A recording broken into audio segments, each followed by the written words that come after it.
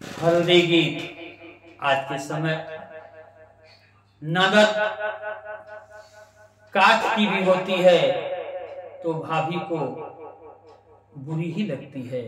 कैसे ननद और भाभी के बीच का द्वंद्व इस हल्दी के गीत में झलकता है, दोनों का मजाक के रूप में।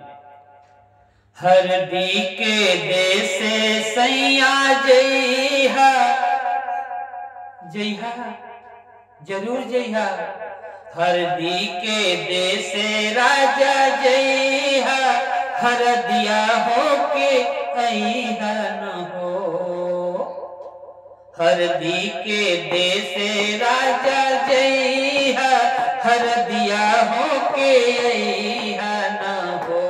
सैया ले अइहा तीन रंग सड़िया, तीनहु जाने पहिरब हो। हमके ले अइहा राजा बनारसी, जेठानी जी के साउथ हो।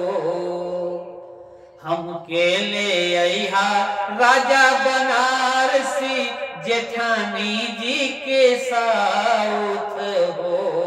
सैया छोटी सैया बारी, उमर के ननदिया, कोटा के साड़ी ले अइहा हो। सैया छोटी उमर के ननदिया, कोटा के साड़ी ले अइहा हो। हल्दी के देसे राजा जइहा, हरदिया होके अइहा न हो। राजा ले अइहा सैया ले अइहा, तीन रंग मिठाइया, तीनहु जाने खाइब हो। क्या? अरे हमके ले अइहा सैया चमचम, जेठानी जी के बर्फी न हो।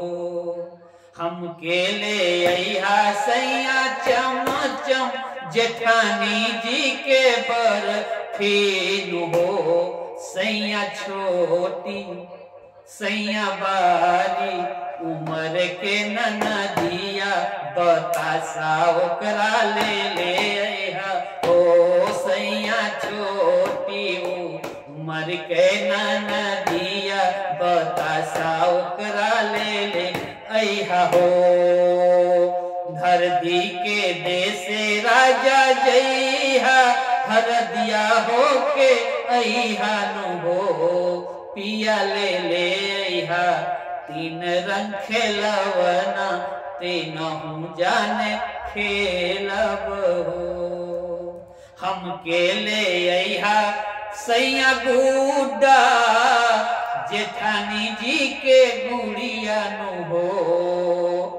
हमके ले अइहा सैया गुड्डा, जेठानी जी के गुड़िया न हो।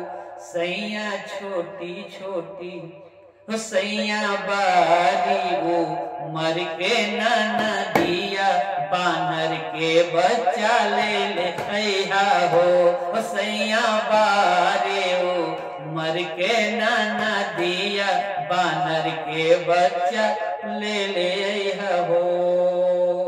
हल्दी के देसे राजा जइहा, हरदिया होके अइहा न हो। सैया ले अइहा तीन रंग चुनरी, तीनहु जाने पहिरब हो। धन्यवाद। इस गीत पर, इस हल्दी गीत पर आप लाइक और सब्सक्राइब अवश्य करें। धन्यवाद।